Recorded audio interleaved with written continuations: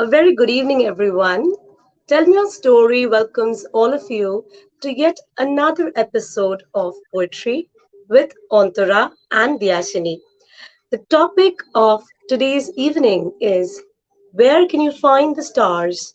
Reaching Out for the Unexplored, a project under Voices and Verses. We are honored to present our esteemed guests who will recite their poems today evening. They are George Surtis and Christina Lincolska. We are also calling for submissions of poems on the same theme. Where can you find the stars? Registrations are also open for the writing program season 4. For further details, please visit www.tellmeyourstory.biz. So let me introduce to our esteemed panelists for today evening, who are George Surtis. George Surtis is an established poet, translator, and editor. He is from Norfolk, England. Amongst his performed works, he was he has over 20 plays, libretti, and other texts for music, mostly performed but not for professional stage. He has also written articles occasionally for BBC Radio, The Guardian, The Times, The Independent, the TLS, Poetry Review, Poetry London, Magma, and many others. His 12th book of poems, Reel, 2004, won the T.S. Eliot Prize, for which he has been shortlisted twice. His latest publication is Fresh Out of the Sky 2021. His memoir, The Photographer at 16, was awarded the James Tate Black Prize in 2020. He is the Fellow of Royal Society of Literature. We welcome you, George. It's a pleasure to have you today evening with us. Thank Thank you you for very much. coming. Thank you. My pleasure. Next, we have with us Christina Lincolska. She is from Poland, and she is a poet, translator, and she has published 13 volumes of poetry, one novel, two audiobooks. She completed her postgraduate studies in TEFL Warsaw University. She has a master's in English philology from Warsaw University. Her poems are translated into many languages, awarded in Bosnia and Herzegovina in the year 2012, in Albania in 2013, and in India 2019. She is a member of the Association of Polish Writers, SPP, and the Association of Literary Translators, STL. We welcome you, Christina. Thank you for coming and for being with us today evening. It's a pleasure to have you. So, so let's start off today's discussion. So we know that stars are luminous objects. It is a source of light that gives direction and radiates and allows us to see. So there are many ways to imagine star and equally as many associated meanings. So these luminous balls of gas helped ancient explorers navigate the seas, and now it helps modern day scientists navigate the universe. So stars are something which is absolutely amazing. In a way, they are large, part of our history and culture. They have become a sacred and spiritual symbol for many religions all over the world. But from the eyes of a poet, is it easy to touch, feel, or explore stars? So I will just start off today's discussion with few lines which I have penned down, wondering about the unexplored. So it goes like this. Oh, my dear little star, why do you stay afar? My mind and soul seeks you every moment. Trust me, this isn't bizarre. During my days of infancy, I can recollect those old fond memories when we had quite many roller coaster rides. Every night you peeped into my dark room.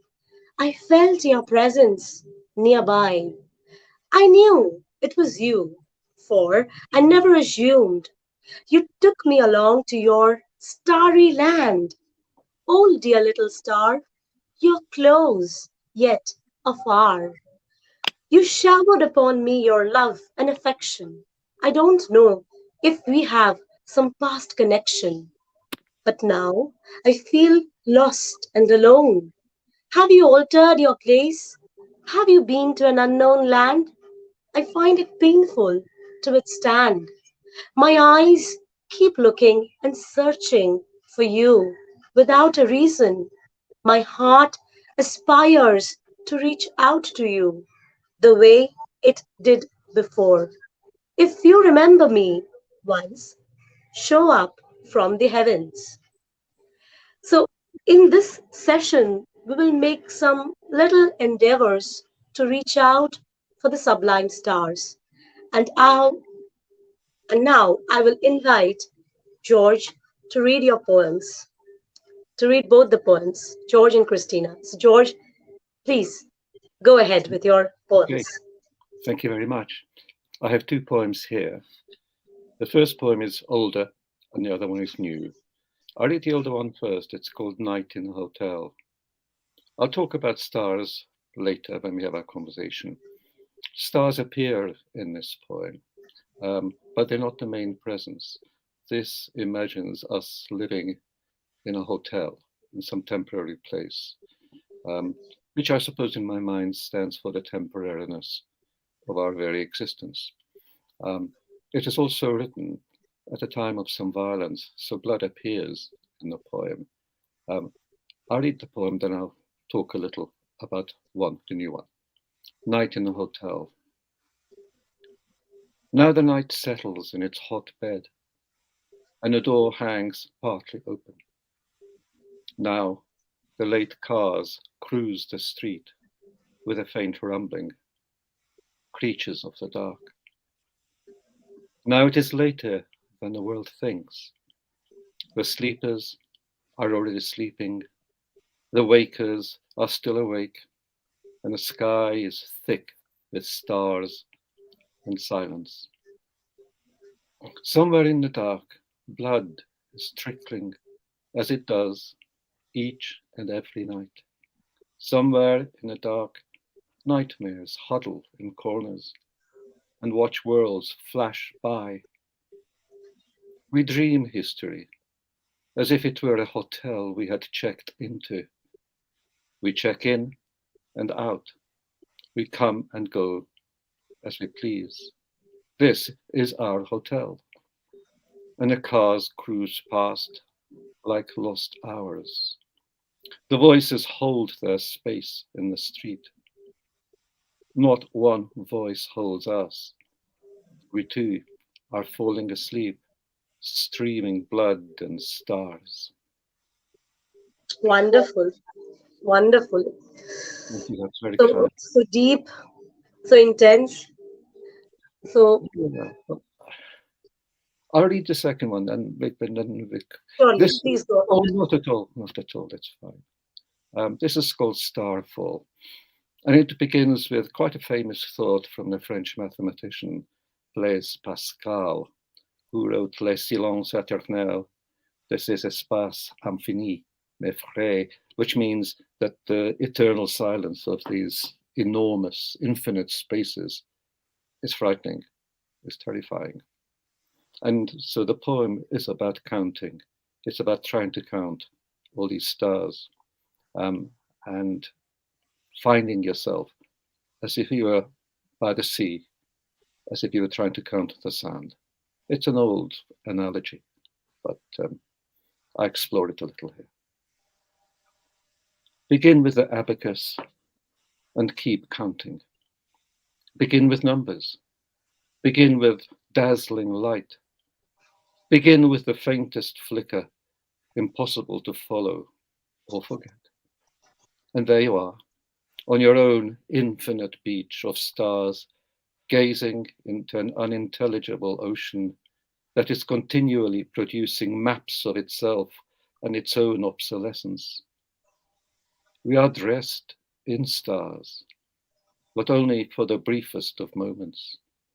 It is like being dressed for a party, lovingly prepared for all eventualities, including its own shattering. Every passion, every love and conjunction, your fingers, your eyes, your dancing feet are consumed by sand and starlight. We kiss the air with lips of air, and then the light goes off, and then the stars stop moving, and then the unintelligible ocean freezes for a moment. In a terrifying silence, words begin to form. Wow. So this is amazing, George. This is amazing. So, do you want to say something about this poem? Like, Well, I have rarely written poems, if ever, addressed to stars or about stars specifically. Stars appear. I suppose, when you're a child and you wake up and you look at the sky, you see stars. They're there, they've always been there, of this enormous kind of pattern which fades and then brightens and sometimes vanishes behind clouds. And as you grow up, they're still there, exactly the same. And then you realize they've been there for an infinite amount of time and will continue for an infinite amount of time. Pascal's idea of the infinite number and that enormous silence, which is not necessarily silence, he's writing a long time ago, of course. It is not so much frightening, or if it is frightening, it is also a kind of cause for awe and wonder, because we too, if somebody were looking from another star, or even from a relatively nearby planet, we too are a speck within a speck within a speck. And although that is vaguely, it is vaguely terrifying in that it annihilates our sense of self a little, our sense of certainty about who we are, where we are, what we are doing, nature of our consciousness. At the same time, it is as if we were part of an enormous choir.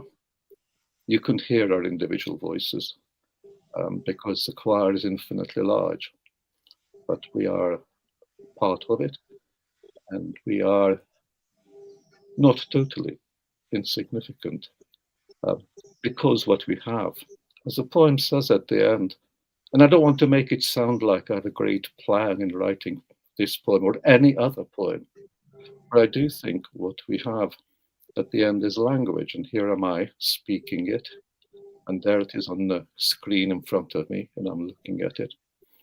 And we produce something. It need not be language, we need to produce objects. Who knows what we produce? Maybe just simply other people. I'm going on too long. This is very long, and maybe I'll just save this till later, but that's roughly the idea, yeah? okay, okay, we will come back to you, George, again. So now let's come to Christina. Christina, please go ahead with your poems. Okay. And if you have to say something about it, about your poems, you may say. And like similarly to George, I'm not writing specifically about stars. When you invited me to the panel, I was looking for a star poem, and I couldn't find even one with a specific address. But of course, stars are symbols, so stars are metaphors, and we always write about stars. Almost every poem is a star poem, in a sense. I'm going to write a poem, Rzeszów. Rzeszów is the name of my city, where I live, where I was born and brought up, and where I came back after the university. And this is from the perspective of a child who is not aware of the stars, of the planets, but can guess that something is going on. And it's got a lot to do with maybe the city. It's like discovering of the city as a phenomenon, but it's got a lot to do with the space. A lot to do with space for us. Rzeszów. For the first time, the city came to me at night.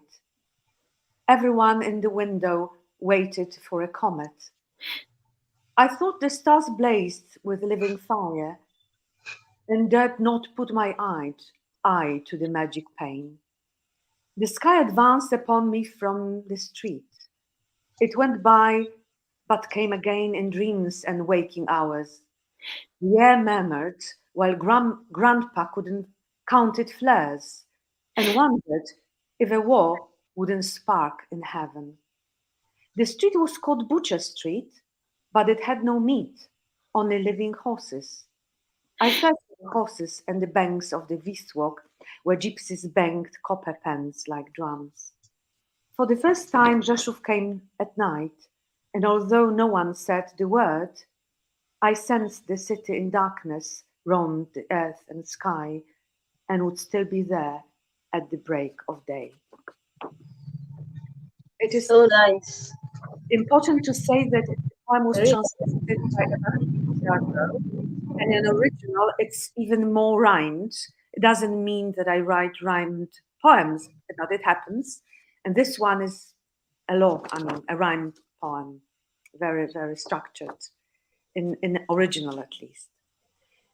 And maybe it's not politically correct to say gypsies, but I like the word myself. I think it's a beautiful word to listen to.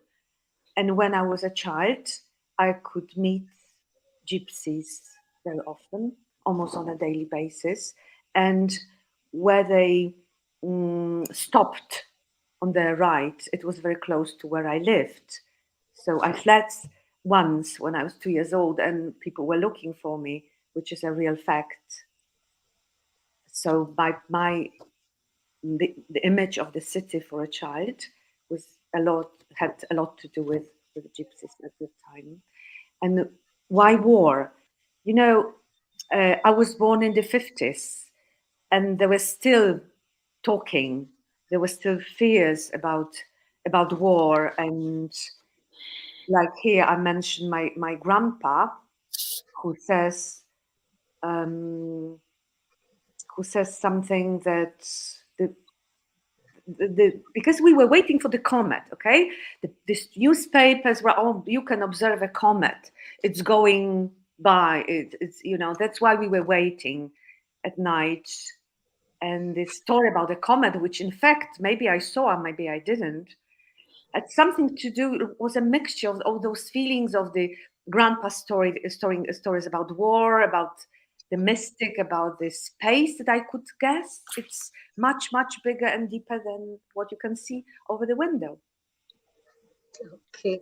That is so nice. You have portrayed everything. It's very picturesque as well, Christina. So let's go on to your second poem. And my second poem, also translated by Eva Hryniewicz-Yarborough, being a translator myself, but only into Polish, I can appreciate the job of the translator. And I wouldn't be able to translate my poems into English, so I'm very grateful to the translators, and specifically this one. This poem is about death. It's just the feeling before my father died and when he died, and about the space he entered after. A quote. Our fingers wilted and drooped when we kept vigil by your sick body. You were all in our nails as if in the petals of a cinquefoil. You were white from stroking. When you died, We told Rosalka you'd gone to heaven. And to prove it, we raised our fingers. She looked up and asked, did Grandpa take his coat? Above us, a skein of wild geese flew south. And then someone found a white feather on the doormat, a sign that you'd taken your down coat and the coat wouldn't faze you. That space that fills the coat, where is it and when? So nice. Mm, Uh, would you like to say something like about this poem, especially about this poem, a quote, Christina? Anything which comes Mhm. to your Hmm. mind? I have a book that I devoted to my father. It's called Dead and Other Spaces. Okay. It's like a person, it's also a space to me, to us. This year, I wrote a book about my mum who died a year ago. It's called Balcony. So it's like Okay. at least double meaning of the word balcony.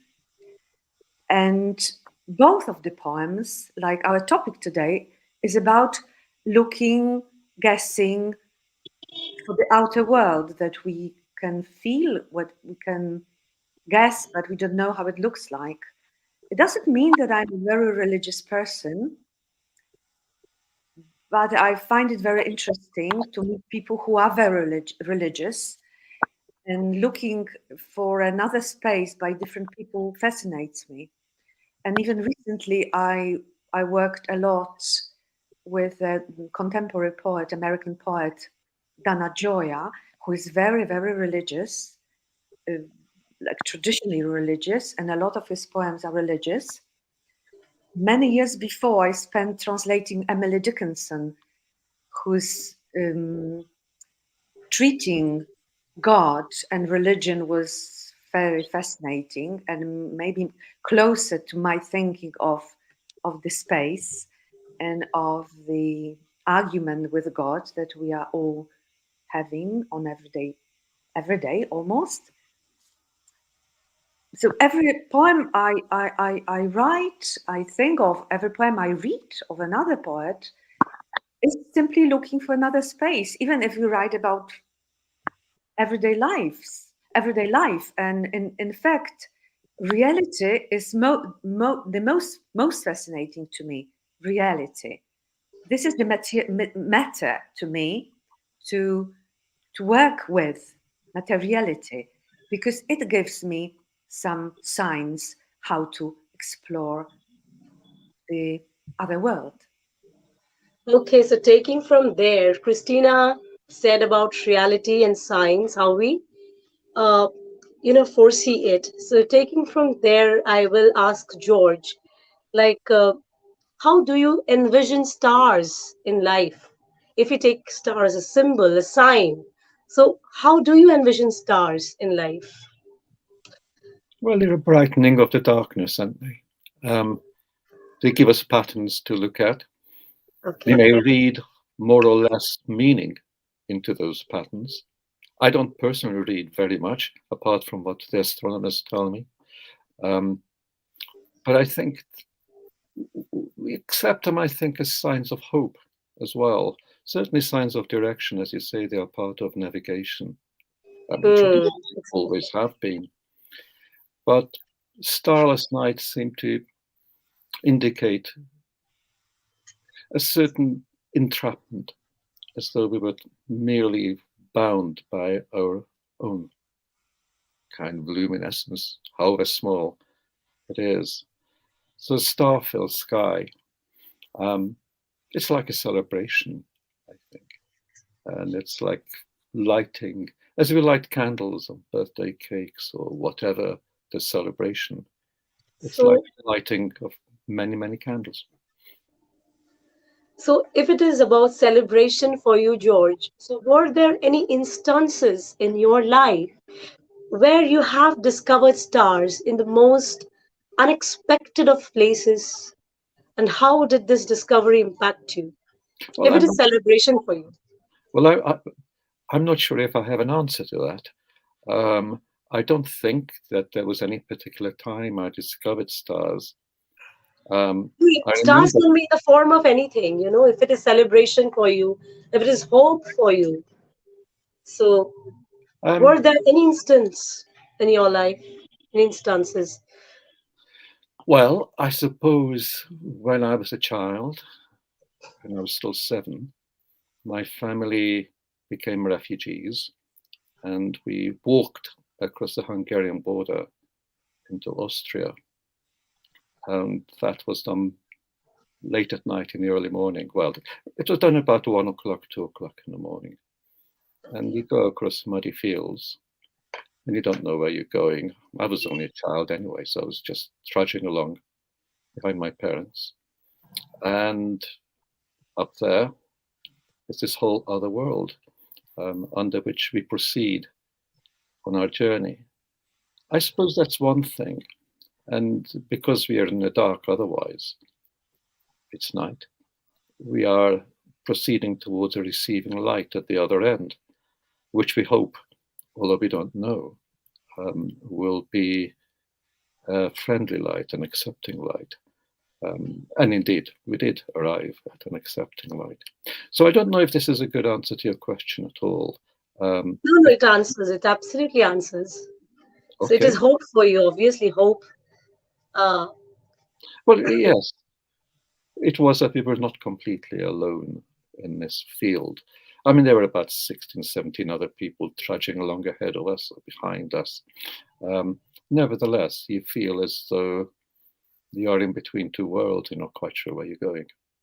So the stars are there. and same question for you, Christina. Like, how do you envision stars in life? Uh, if I say, like George Mhm. mentioned about hope and celebration. So, what it is for you? How do you envision stars? I'll try to answer, maybe not directly. Yesterday, we met among friends that we do almost every month, even in the pandemic times, maybe with a short break, of course. And a friend of ours came from Warsaw to join us because he had kind of a tour, a reading tour in our part of Poland. I live in the southeast of Poland. And he's a splendid poet and also a splendid translator. And eventually he completed his translation of Divine Comedy by Dante. He was doing it for many years, and it is a very popular thing in Poland to write about his book. And there are some critics as usual, and but more people admire it a lot. He did it without using rhymes because he wanted to be very thorough with what Dante, wrote in his big book, famous book. And he was reading fragments last night of his translation. And we were talking about those 7 days when Dante went up somewhere, Hmm. according to this story, that he visited both heaven and hell. And not only that, what he was writing about. And maybe you may laugh, but I asked how many exactly days Dante was up there. I was a bit, not very serious asking it.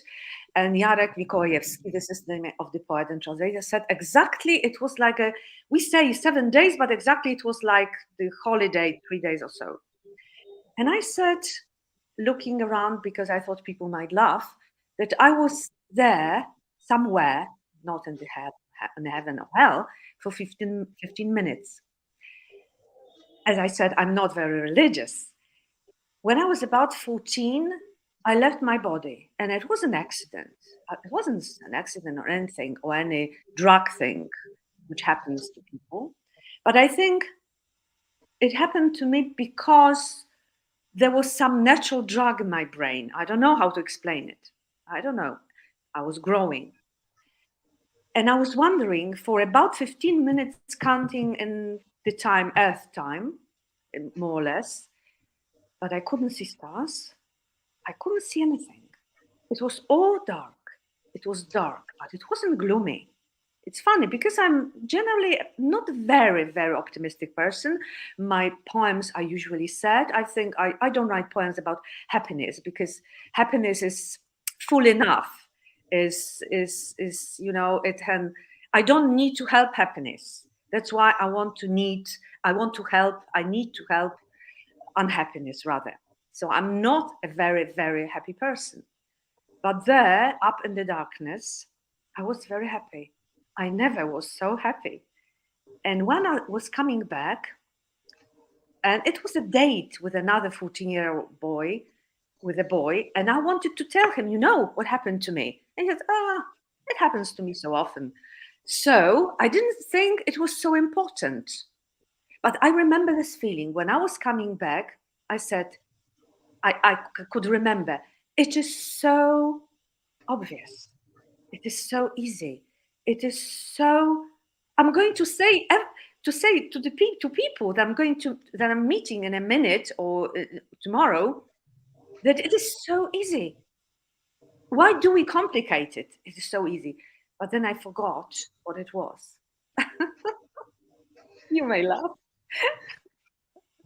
So, was this that instance in your life where you have discovered stars?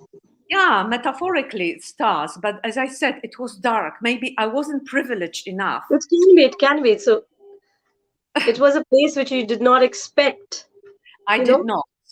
But it was expect. physical. It was physical. I was walking in the street, talking to a boy, to my mate, and I disappeared.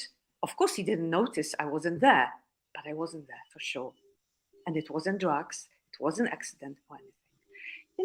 So we don't know which cosmos, what space we have in our head, what kind of memory maybe that sometimes it opens. It opens in some situations like accidents, like illness, like dying, being between life and death. But in my case, I was all fit. Okay, and how did it impact you later? How did it impact you later on? Funny thing is, no. The Okay. funny thing is, no, unless there were a few incidents that happened later. I'm not going to tell them because we don't have enough time.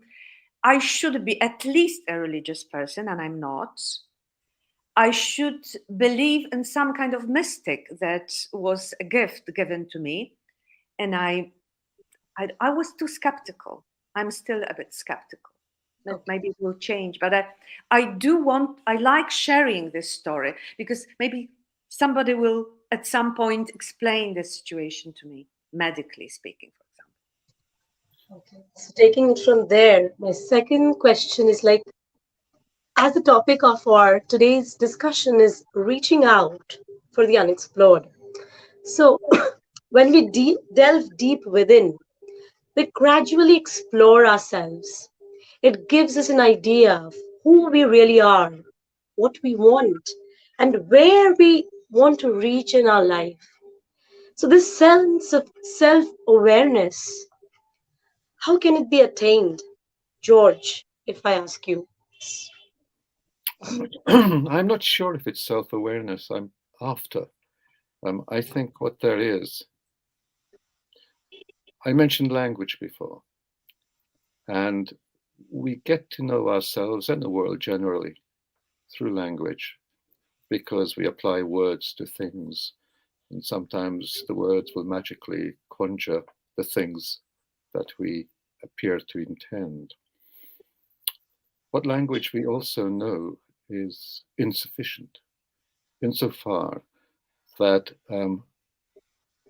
it's like language is like water in holding water in your two hands like this, yeah? And the water escapes through your fingers. And I think language is like that. So to some degree, we are always seeking something unknown, and we're pursuing the unknown. And I think writing words, especially writing poems, which have a peculiar intensity of language, you reach for the unexplored there, because essentially we are unexplored, and we Unexplored. remain unexplored. Ourselves, I always think that ourselves are, if you like, are perceived by others, and that others will give you some sort of idea of Wow. ourselves. But I think what we do when we write poetry, particularly, because we're not primarily interested in telling stories which have, if you like, a natural kind of sequence, is that when we write these words and we make them into patterns, I do use rhyme a lot, although the poems which I've read don't use rhyme now, is that you're going on some kind of, it's almost a cliche to say that you're going on a journey, but it's actually, I think it's not a bad analogy. You set out from something which you perceive, or you think you perceive, and then you continue on that journey of perception through the poem, but not because you're doing it in a kind of disembodied intellectual way. It is because you're threading through words, and you're threading through phrases, through sentences, through rhythms, and that takes you somewhere unexplored. You know, it's a bit like, I don't know how other poets feel, but I feel if I write a first line, I don't know what the second line will be, or a third line, or a fourth, or a fifth. And, you know, in terms of narrative, nobody reads a poem to find out what happens at the end. It is not about that kind of journey. So it is in itself a way of locating oneself within that mixed world of language and the world. So there's what we are saying, what we are writing, and there's reality. And somewhere in there, there's a kind of exploration and the mystery that I think you're talking about. I don't want to sound mystical about it, so I don't feel mystical about it. I just think that that happens in ordinary conversation, but it is particularly, and thinking, once you start writing it. But I think that is particularly intensely the case with poetry. And I think that's why those who are poets are attracted to it. That's why we go into it, because we feel we are finding out something in the making of the thing. That was, you have said, like, explained almost everything. Like, language is a medium of expression, and for you, language is everything, perceiving. Uh, At the same time, just one little thing to that. What I'm sure, sure sure, please, is that, please. okay, just a little warning at the end of it, which is to love language, to play with language, is not to trust it. I think, in a way, poets distrust the very thing that they work with. And it's that distrust which keeps them honest, which keeps them, if you like, seeking something which is important. So we don't sit there and believing everything that we're saying as we're saying it. We know that words are treacherous things. We know that words lead us off into all kinds of directions which may not be as honest as we'd like. I think that's how bad poetry is written. I think that's how cliches are written. So we have to have a certain degree of distrust in all of this sort of universe of language. People are very good liars. We are good liars. You know? Lying is part of the social fabric. We have to do it. But it's good to know that that is not all there is. That was amazing, George. So depth. You know, your explanation had a lot of depth to it. So, judicious use of language. Will this phrase do? Like for you? Well, say it again. Judicious, Do what about language? judicious use of language. The entranced yet sober Chance and use so. of language. That was so nice, simple and short. That was very nice, very sweet. Okay, same question for Christina also. Like, uh,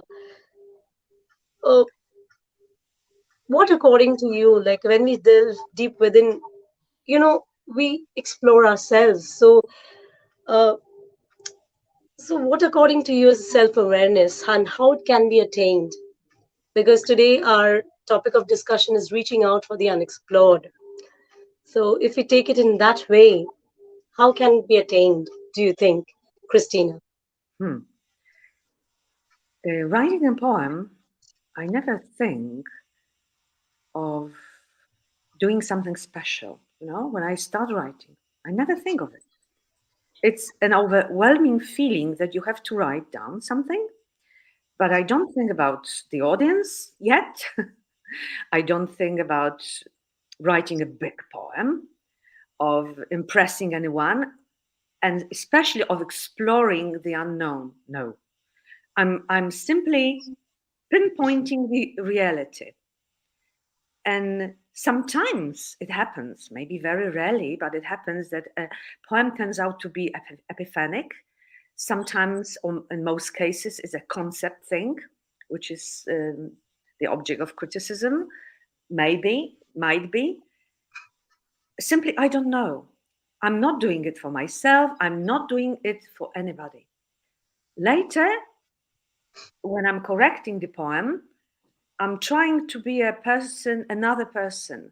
I'm not being the poem anymore, okay? Because the poem is a poem, and I'm somebody else that does not belong to the poem, or belongs to it less and less.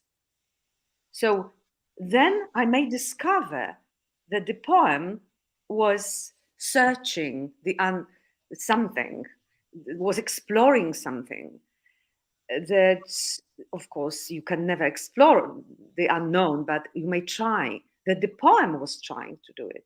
I didn't know about it. And I'm not an academic. I worked at the university for many years, but I never tried to be an academic because I understood at some point that I'm not going to lose this kind of naivety. I wanted to preserve to be naive in a way, and to keep some kind of child in myself. Innocence. Yeah, in a sense. That's why when I'm having readings, especially not being a native speaker of English, most of my readings are in Polish, of course, I lack technical things, how to describe the process. For example, the one you're asking about. I don't know. I'm being a child describing the situation, okay? I want to write down a poem. Of course, sometimes I'm changing. I'm writing a critical essay on somebody else's poetry. So then I'm trying to be conscious. But writing a poem, I'm not conscious. So that's why it's never me who's exploring. Sometimes it happens. I'm lucky to have the poem that is exploring the unknown. Excellent. Excellent explanation. Thank you so much, George and Christina. So, you both of you have defined in your own ways of, perceiving. So, we are almost heading towards the end of our today's discussion. So, coming to George now, if you could share with us your insights on the topic of discussion today, and how do you think that reaching out for the unexplored would help beginners or aspiring poets to voice out the unheard and unexplored through the medium of poetry? That sounds rather grand to me. It sounds very big. I think, as Christina says, I do not say to myself, I don't suppose many poets say, I am now setting out on a great voyage of discovery. You begin by doing, you find a line, and you have some sort of idea at the time that you have the line, and you think there's more than this, so you write more. And then you think, but maybe after having said this, maybe I'm going to move direction a little. And then maybe, you may change direction now and then. as you kind of walk along this sort of path of writing. I mean, my best, it's not advice. I mean, I don't think of myself as an advice giver. I mean, because people find out for themselves. But I do think the art of poetry is the art of listening. It's listening to yourself as you're writing. You hear it, you know, because you're testing. You could be saying in a line something else, something different from what you actually finish up saying. So you listen to where you are and you listen to the language you have used. It's very good. Christina talks about, if you like, the process of drafting, when you come back and you kind of detached from it and you're not longer quite so caught up in it. I think it's good to distance yourself from it. In fact, I think it's probably vital. You have to be able to step away. I tell you a stupid little thing, which I sometimes, don't do it much, but I do it sometimes.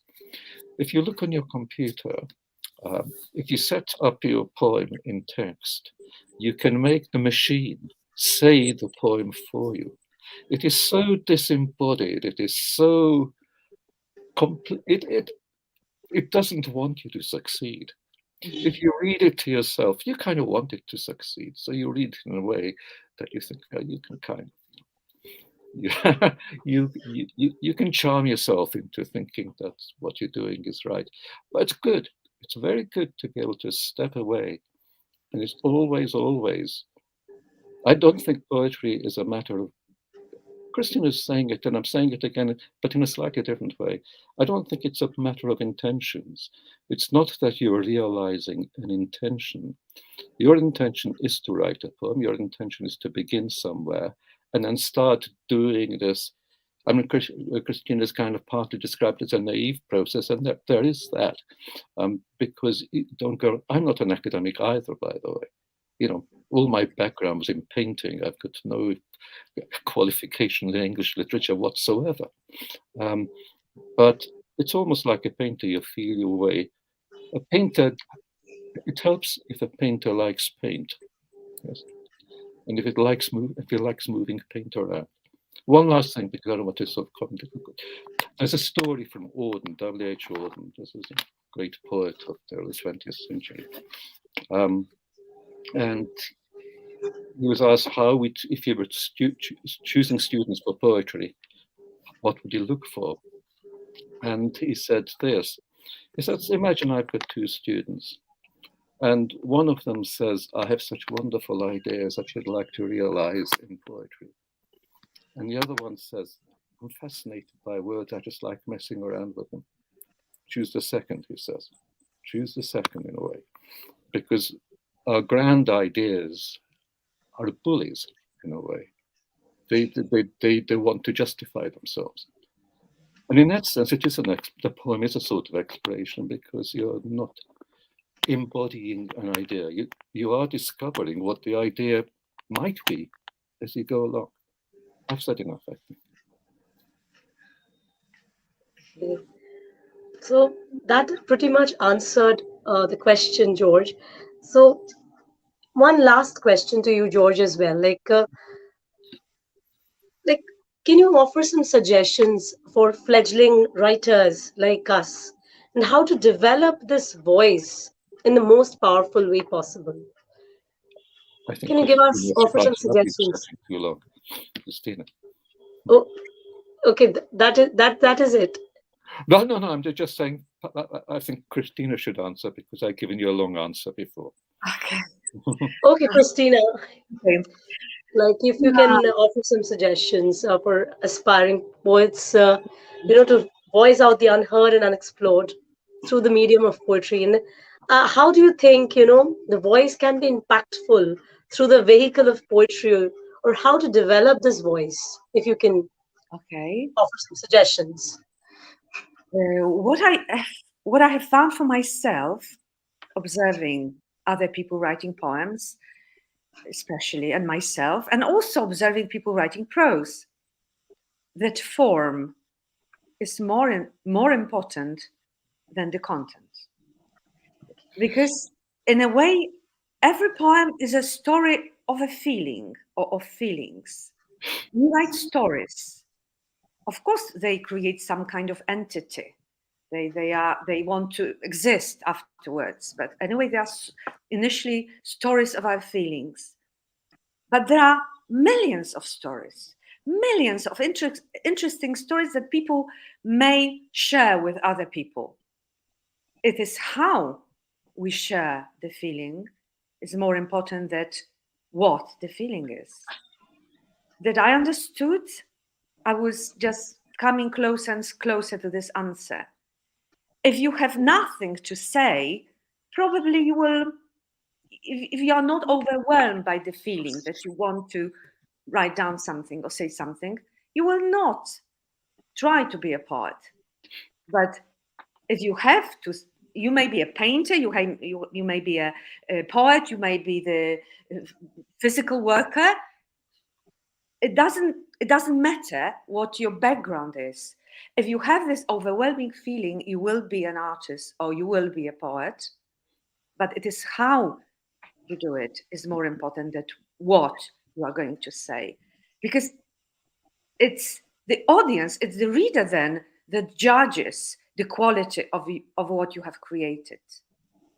And very often I meet people whose poems are so interesting, and I meet people in the very person in person, nomen omen, I don't find the person interesting, but I'm fascinated with the poems, and vice versa. And vice versa.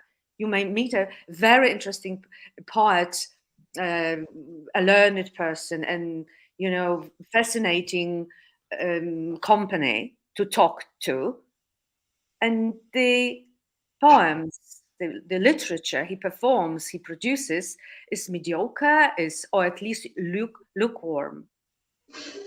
So this is something that I have discovered for myself. Don't be afraid to talk, to meet people. Don't be afraid of the judgment they can give you, meeting you on a party, on the street, etc. It's not. You just think of the form. If you, as the highest judge, as the most important judge, think that the poem after some time is worthwhile, you leave it, you keep it. But don't think, oh, it should be the best in the world. You don't think you need a prize. I don't send my poems to any competitions. Sometimes prizes happen. I go somewhere to a congress or to a conference. It happens, but I don't send. In 90% of cases, I don't send my poems to be judged. This is my some kind of discovery. And another one is that I would say to poets, to young poets, don't be afraid of cliche things. Don't be afraid of graphomanic, of your being a graphomanic poet. Because if you experiment, is better than you are afraid of making a mistake. In most cases, very good poets, they make mistakes, they write bad poems, but they experiment, they work.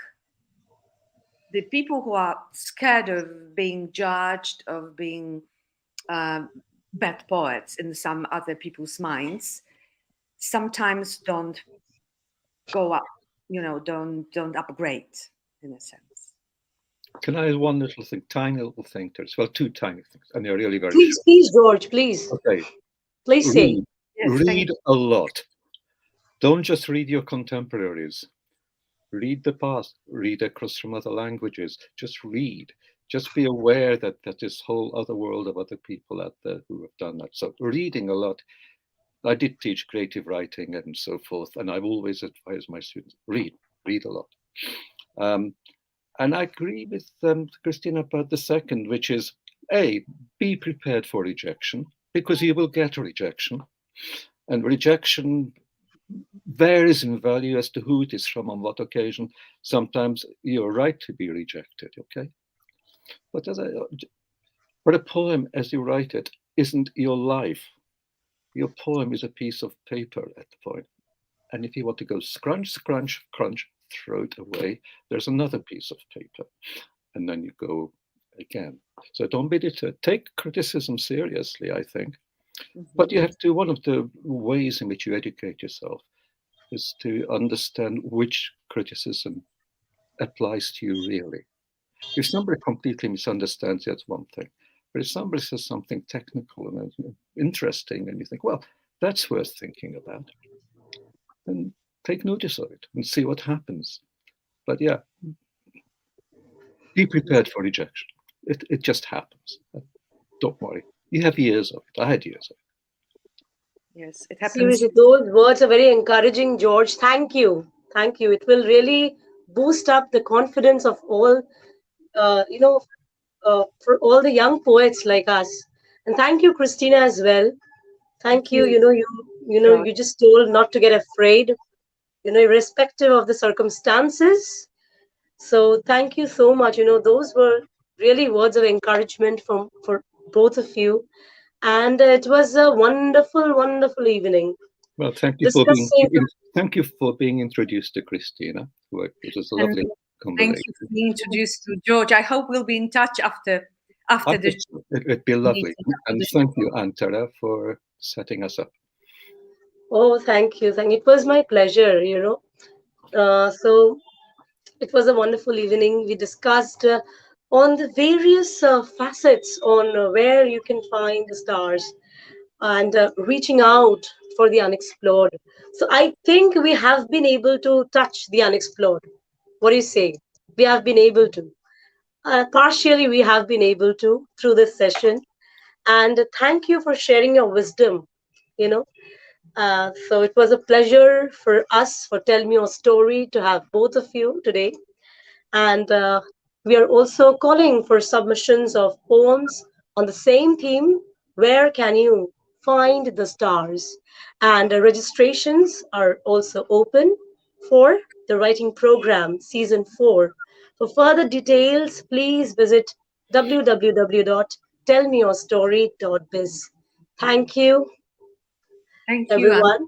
Thank you very much. Thank Christina, you. George, have a good day. You And too. people in India, to you. Bye bye. good night. Bye bye. Bye bye. Bye bye.